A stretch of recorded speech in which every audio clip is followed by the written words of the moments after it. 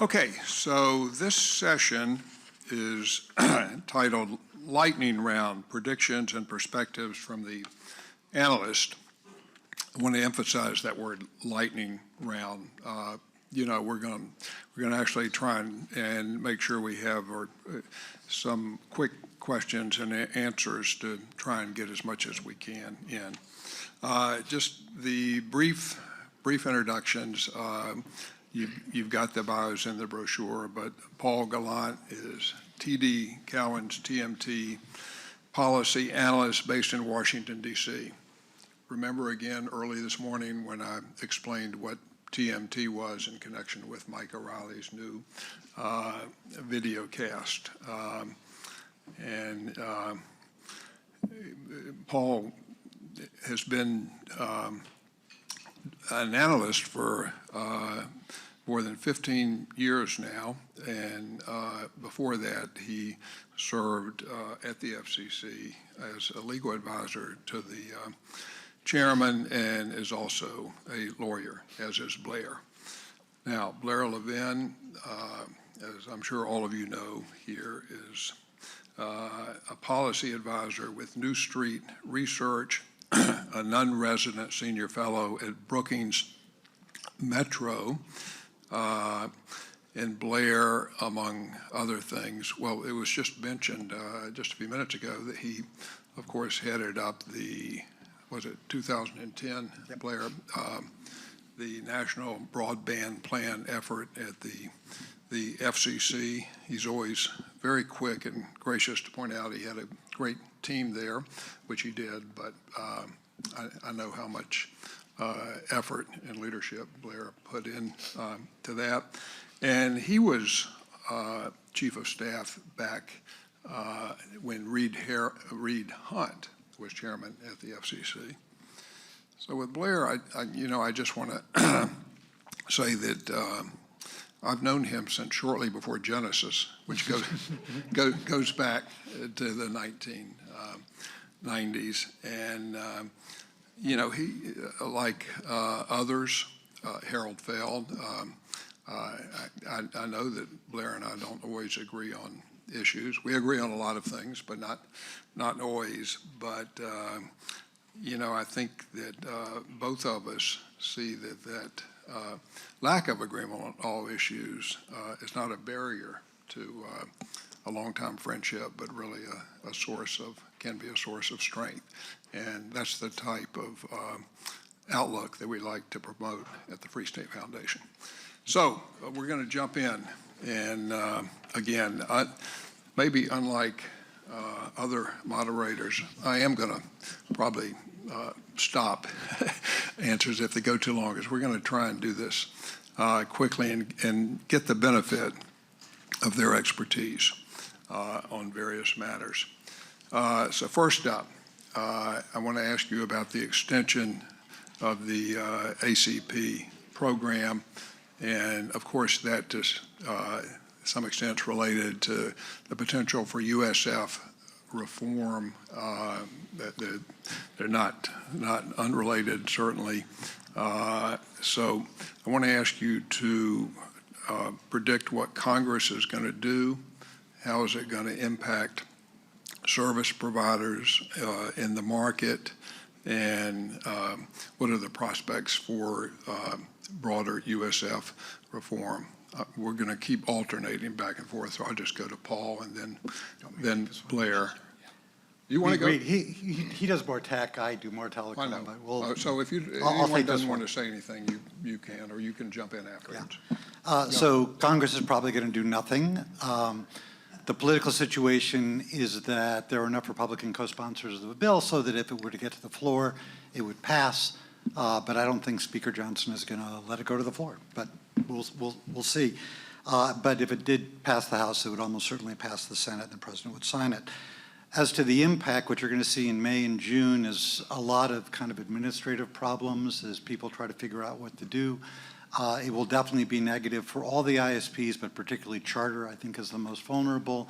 The others have less vulnerability, but they have two vulnerabilities I think people don't think about. Number one, I think it opens the doors to a lot of different kind of state regulation, which can be very problematic. both in administering it, but also in terms of its economic impact. But the other thing is you're going to read stories about how some woman couldn't get the health care she needed and passed away. You're going to read about Timmy, who was a straight A student. All right, don't give us all the stories. I won't. I'm just saying that from the branding perspective of the companies, I think it could end up being problematic. And I'll finally close by saying that whatever the impact is, which is significant, today in the world of AI, it's going to be much worse. Harold said it was 22 million people. It's actually 23 plus million homes, which is more like 60 million people. Okay, Paul, do you want to add anything on this subject? No, we're definitely in agreement with Blair that this is the bill, or getting ACP extended, faces a significant uphill battle at this point. Day by day, it gets tougher. I think the challenge for the industry and consumer groups who all wanted this ACP to be extended is a couple things. One is that the messaging to Congress to extend this was a little bit harder to do because it wasn't purely to connect people who didn't have connections. It was to stabilize people who could kind of go either way. And I think that made it easier for opponents to go after this program as giving money to people who didn't need it. And the second thing is, obviously, it's an election year, and I think that sort of the substantive, trickier argument, I think, is getting caught up in electoral politics and Republicans' uncertainty about passing a bill where President Biden might get most of the credit for it.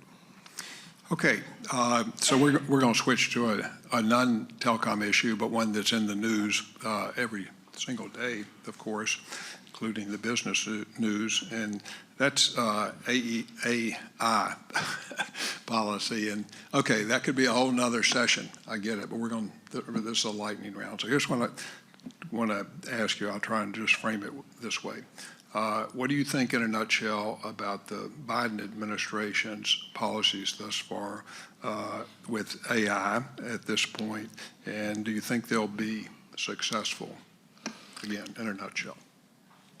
I think the administration is doing everything it can to try to come up with a sensible generative AI or AI framework without Congress acting, right? Congress, despite the fact that Leader Schumer early in 2023 said that he would take the reins of AI legislation, it's a slog. It affects everybody, and it's just not going quickly, and we won't have comprehensive generative AI legislation, I don't think, until late 25 at the earliest, and probably later. And obviously the technology is moving really fast. So what President Biden did in the executive order last fall is say, I'm going to use the Defense Production Act from 1950 to essentially require the next generation of foundational models to be licensed more or less by the Commerce Department.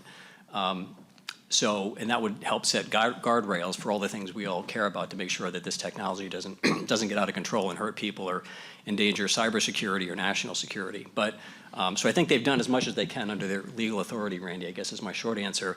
But it's not going to be easy to, the copyright stuff, privacy, who exactly owns liability when things go wrong at the retail side of these generative AI services is going to be a can of worms. Can I just add real quickly? Sure. The Biden administration already did something that has not been recognized as important for AI, but I think in history will be seen as one of the most important things for innovation and lower cost of AI. They blocked the FTC blocked the NVIDIA ARM deal. And if you had allowed that deal to go through and you think about what that would have done to prices and supply, that was a very major thing.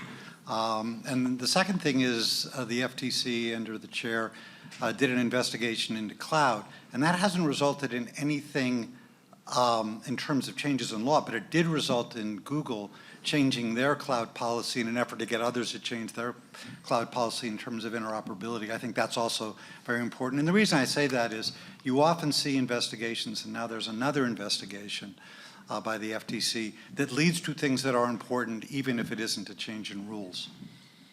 Okay. So let's go back to some telecom here. The auction reauthorization, spectrum policy. We have now a piece of legislation introduced. Of course, the other side of Congress is working on it.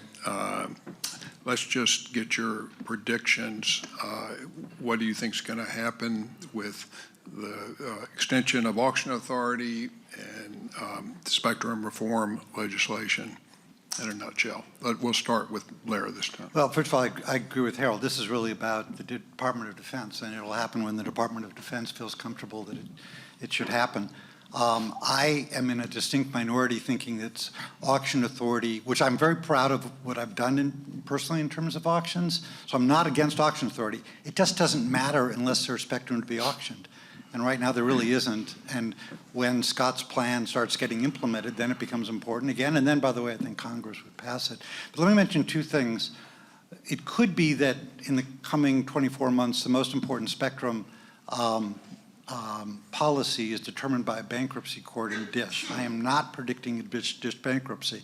I am saying that what comes out, if that happens, and the market believes there's a high chance of it happening, what the bankruptcy court does with the spectrum assets are very important, and no one in policy land is thinking about that. The second thing is there's a huge amount of spectrum, both wired and wireless, tied up in delivering linear television. The market for that is falling. We could argue about how fast it's falling and where it goes.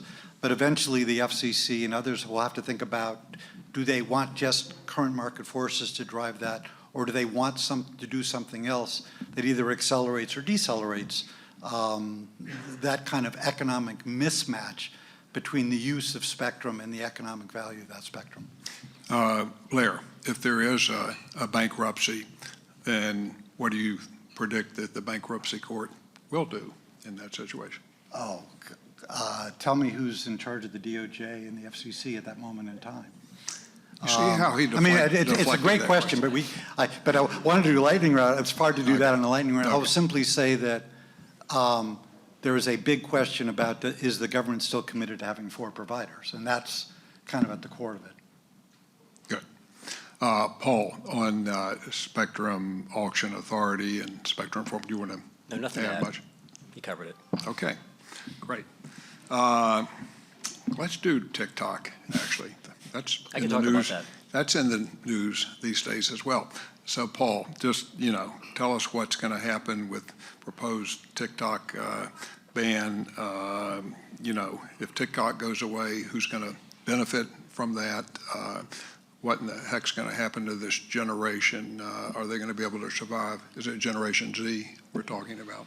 Go ahead. Yeah, the TikTok ban situation is really bursty. Like a year ago, the only thing people on Wall Street wanted to talk to me about was whether a TikTok bill was going to get through Congress last year and ban TikTok. And then it went completely silent at the end of the first quarter because people realized that the Democrats did not support those current bills because it would have forced President Biden to own a TikTok ban politically. So it went really quiet for about a year, and then fast forward to last week when the House Commerce Committee voted 50-0 to pass effectively a TikTok ban bill.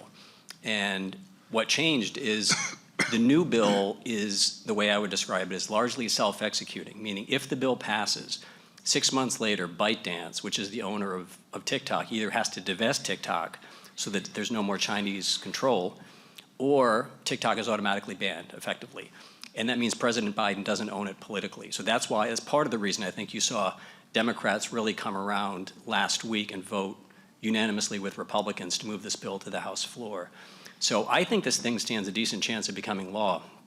I do think TikTok last week was caught a little bit off guard, which is probably not an accident. But I think they're mobilizing and they're generating a lot of allies to kind of come into the Senate and the House vote today to sort of slow this thing down. But I think, the last point is there was the morning session last Tuesday or Wednesday, right before the bill was voted. It was an open session, and then it closed, and the members got a briefing from the office, the Director of National Intelligence, about TikTok's possible national security risks. And there might have been some wavering members in that committee before the Intel briefing and after it was 50-0. So I think that substantive policy question, along with the change in sort of no political responsibility for President Biden, I think is why this thing has some momentum. Can I just add something? I completely agree with the analysis, but I want to get something off my chest because I feel really guilty about it. A year ago, I gave a talk which could have been interpreted as criticism of Commissioner Carr's conversation about TikTok, which he's been very critical of and wants to ban, in which I said, if you're going to do that, why is TikTok different than Meta? he wrote a note that was just published in Newsmax saying all the things that are different about TikTok. He wasn't really responding to me, but I felt as I was reading it, he was responding to me, and here's why I feel guilty. I'm voting for Biden, but if Trump is elected, I would like Brendan to become chair. He's very smart, he knows the institution. But the one thing you didn't mention, which I think is a huge wild card, is that Trump has now come out against the TikTok ban. And if I cost Brendan the chairmanship, I would feel really bad about that. So I just... And watching the news last night, Blair, I saw Mark Warner, of course, the senator from Virginia. He was saying he doesn't agree with former President Trump very much, but he sure agreed with him when he was for the TikTok ban. Right. So, no, there's going to be a lot of weirdness in the next week because of Trump's flip-flop on this, and also speculation about why. But okay. Are either of you two on TikTok? Yes. I'm not. You are. I'm not even on Okay. Facebook. Well, you can follow Paul Gallant on TikTok. It's probably not one of the people that my granddaughter follows, but anyway. Okay. So we're going to do Title II classification just quickly. All of us in here, we know, the arguments pro and con and who's saying what, but I do want to try and get a prediction as to what do you think the FCC's going to do, and will it survive judicial scrutiny? Want to start? Want to go, Blair? So the good news is, though it's been 16 years, it's really this is only the 7th attempt. So it's not every year that we do this. It's just every other year. No, we've talked about it for 16 years. Yeah. So as we do the 7th sequel of net neutrality, the FCC, I think next month or maybe May, will adopt it on a 3-2 vote. It will go to the courts. I think the courts will uphold it. But, a lot will depend on who the judges are and stuff like that. There's a question that's been raised by a lot of people about, well, now that the Supreme Court has enunciated a major question doctrine, isn't this a major question? I actually don't think it is. And I think Scalia probably got it right back in the Brand X case, which is the Congress gave them the power to do it in a certain way, gave the FCC very explicit authority. The one thing I will say about the major question doctrine that all the triumphant telecom lawyers seem to miss when the FCC started this is, if the court rules that the major question doctrine means that the FCC can't do it, what they're saying is, and Congress hasn't done anything either. And that opens the doors to the states. So we get the same situation where you have California, and my guess is some other states might do it as well. But I'm not sure it, at this point, matters as much as other people think it does. Yeah, great analysis, and I'd agree with maybe a slight tweak on the court. I think the courts are going to be skeptical, and I'd go with your point about tell me who the judge is, but ultimately, if it gets to the Supreme Court, I think this is unfortunately for the Democratic FCC a pretty juicy test case for the major questions doctrine. But just since Randy invited a couple of Wall Street people to talk about this stuff, 2 seconds on the how the market is looking at this, which is, at least in my view, barely, compared to like 10 years ago when Blair and I probably had, days filled with calls with clients who wanted to talk about Title II. What they really care about is the risk of price regulation. It's really not network slicing. It's not, fast lanes or whatever. It's is this a first step toward a Democratic administration regulating in some way broadband prices? And I think the market did take the FCC's NPRM in October with some level of concern that the back door was left open, so to speak, in the FCC's ability to hear complaints about broadband pricing under 201B. And that's the same approach that the Obama FCC took. Having said that, the market is mostly discounting. Even if President Biden gets reelected, even if the rules are upheld in court, the market is pretty much discounting, at least from what I can tell, the chance of the FCC ever doing anything to sort of address broadband prices. And the last point, Randy, the reason I go into this detail a little bit is because there is a concern, or I think there could be a concern, that if ACP does expire, that is sort of a policy predicate in a second Biden administration to have the FCC do something about broadband prices. And if Title II is upheld in court, that's where these things connect. You know how I said at the beginning of this program that Blair and I don't always agree, although we do sometimes. I'm going to make a prediction because, as I said, we're being recorded here, and history will be able to judge. But I'm going to word this prediction like the investment analysts do, so you'll be able to discern it's not 1,000%. I think it's more likely than not that if the net neutrality order gets to the Supreme Court, not the courts, but if it does get to the Supreme Court, that it will be struck down based on the major questions doctrine, and But is that a good thing or a bad thing for the ISPs? Excuse me? Is that a good thing or a bad thing for the ISPs? Would you, because as I said, it just opens the door to state regulation. Yeah, well, you guys are on the panel. I get to be the moderator. Okay. No, but that's my prediction as to what's more likely than not. Okay, we still got 5 minutes here, and maybe I'll sneak in a couple more minutes if we need it. I want to talk about the changing media landscape. You know, now I'm thinking of cable, streamers, the broadcasters, of course, and you know, we all know how much that environment has changed, particularly guys like myself and you guys that have been around for a while.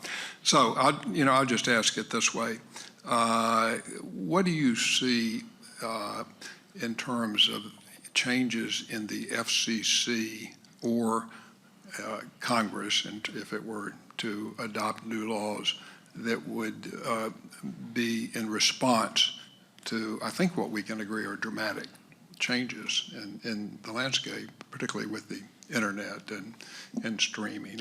I know that's a broad question, but that's the way we have to do it here. Sure, good. The big change is the Eighth Circuit now has the case, not the Third Circuit, and given the makeup of the Eighth Circuit, my guess is the FCC media ownership rules that they just adopted at the end of last year, probably get overturned. But then the question is, what happens then? Look, there is a really big change going on from basically linear television to streaming. I don't see any kind of intellectual work that wants to address both the economic and the public policy implications of that. Maybe we'll see with the next FCC, maybe we'll see with the next Congress. It's not simply a matter of media ownership rules, so that is the way it is usually thought about. As I mentioned earlier, there's a big spectrum question. It's not just the broadcaster's use of spectrum, but cable devotes, I think it's about 40% to the delivery of linear television. If they were to simply say, no, we're just streaming everything, that would be a dramatic change, but would you want that?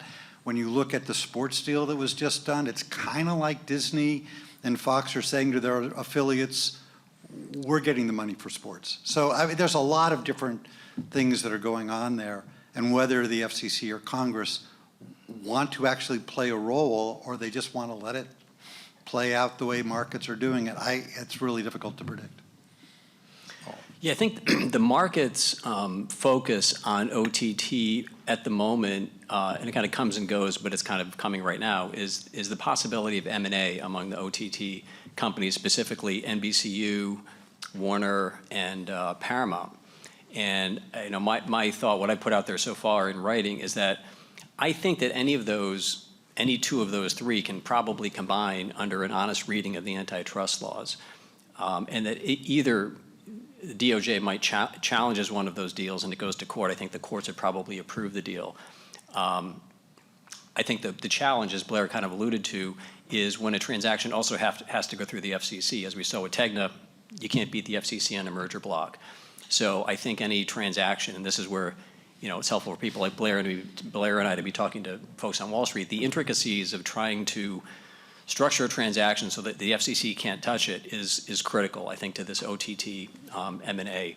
But there is definitely a belief on the street that there needs to be some consolidation given how much leadership Netflix has in this market and the fact that they're able to, exhibit some pricing power. Okay. Speaking of Netflix, I want to ask you about Google.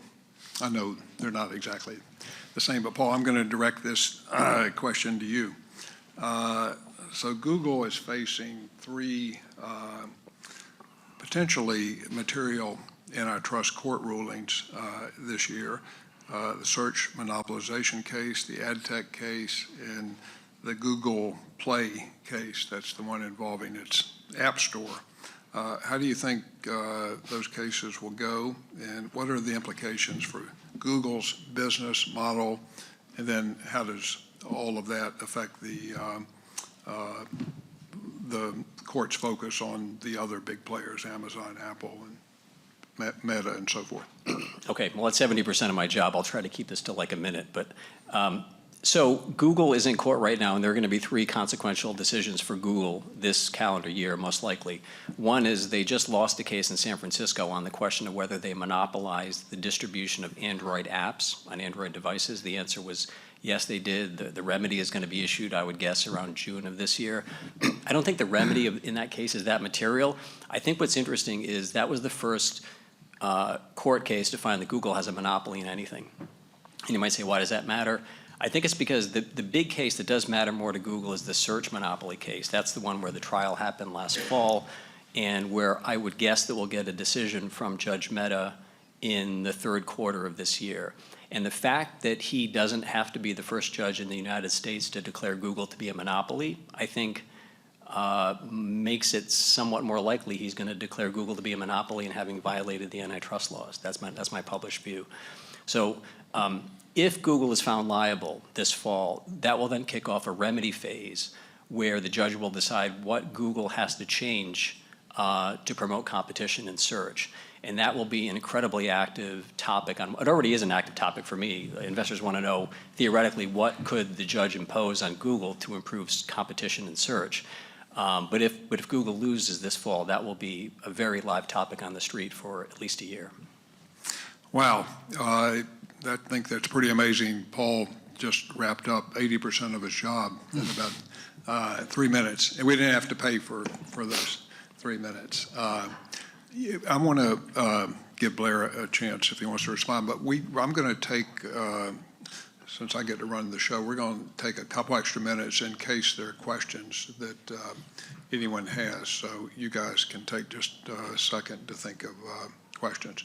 Blair, did you have thoughts about the Google and Meta?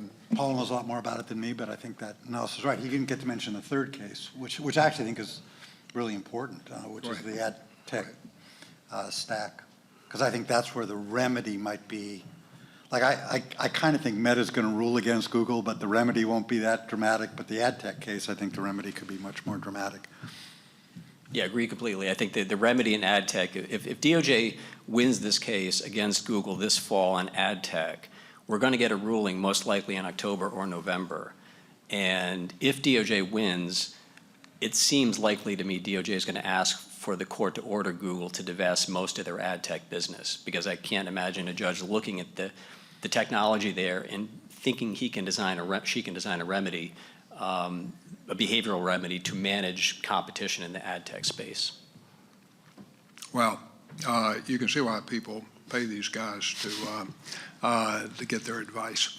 Okay, we do have time for 2 questions if we happen to have any. You know, this light shines right in my eye. If anyone has a question, raise your hand. Okay, wait for the mic, Rick.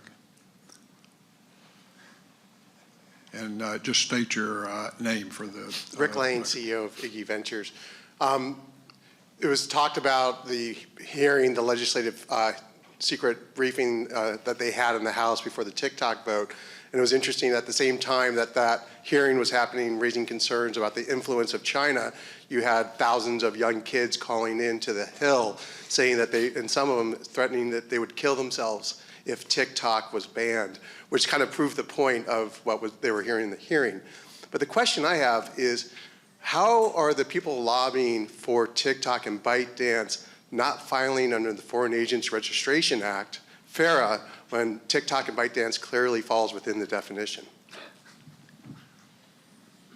I would just say that's outside of my zone of expertise, so I will not, I have no idea. Yeah, I thought I knew everything about TikTok. I was ready for any TikTok question, but not that one. Sorry, Rick. Yeah. You know, Rick, I don't think you were here. We had the former acting attorney general here earlier and deputy attorney general, so he might have been a person to direct that question to. Okay, do we have one final question and sort of, you know, just a quick one and quick answer? Hi, good morning. Jamie Hooton with NCTA, the Cable Association, and certainly this question goes back, Blair, 25 years ago when I was with Microsoft and got introduced to Spectrum. We were one of the first folks in the tech industry to do battle with cable and the wireless microphones for weddings. So it was the early stages of Wi-Fi. I don't even know if the term existed, but it was actually a great introduction. And if you look back 20 plus years into the future, it is just amazing, the innovation and the success of Wi-Fi. And I think even more so when we go 20 years from now, how important that will be. Yeah. The DoD was a huge challenge back then, and yes. I've just been with the cable industry for about 5 years, and welcome back to Spectrum. It's an incredibly important issue. And I've looked at the past report. We've got to go pretty quickly. Could you just comment on I think DoD needs a little more credit for how hard they seem to be working to try and get to a place recognizing the innovation and the potential national security implications globally of getting Spectrum wrong. Could you comment on that, given your 20 years plus of just the evolution of DoD, AT&T, Comcast? Yeah, no, they were all on the past report. Yeah. The dialogue was robust. Yeah. I'll simply say, following up, I think Harold's analysis was fundamentally right, that the DoD, and I negotiated a lot with them in both of my jobs, and it's really difficult negotiating with people who have nuclear weapons, you know, and who would answer many of my questions by saying you don't have the right security clearance. But having said that, we were able to get more spectrum. I think that during the Obama years, we had a spectrum plan that was followed up by a couple of executive orders, and they were cooperating. That seemed to change, and I think it just they got into a position where they said, enough, we're not moving anymore, and they've been very successful at that. And you know, you could talk about how the politics were and how it could have changed and all that, but I think that that would be my point, that it's that they have to be part of the solution, and there are various efforts to do that, but it's a lot tougher because spectrum is more difficult to find. Okay. If I could just make one very quick comment. On the previous panel, there was a lot of talk about rate regulation and BEAD. Can we just remember, that's government funding a monopoly. This is not widely known, but whenever the government funds a monopoly, there are certain constraints upon pricing that the FCC has long done, and no one called it rate regulation. And it's not really rate regulation the way we did it in the '92 Cable Act, and thank God we don't do that again. What monopoly were you talking about? Really? Well, the government is funding what? someone to deploy in an unserved area. They will be the monopolist broadband See, this will provider. be another area that Blair and I will disagree on, and we'll continue the discussion another day. That is the last word. We'll continue that discussion because it's. But that's why I like having him here, because we disagree and we're still good friends. Yeah. And what we're going to do, since I saw Harold Feld walk out with a Free State Foundation cap, it's really important that you guys do as well. Thank you. Well, thank you. Walk out with it, or use it during lunch. Now, before we clap, we're going to immediately get in the line to my left and have a buffet lunch, and we're going to have to start the session with the commissioners at I think it's 12:40. So get your lunch and get seated, and we'll look forward to that session. And thank.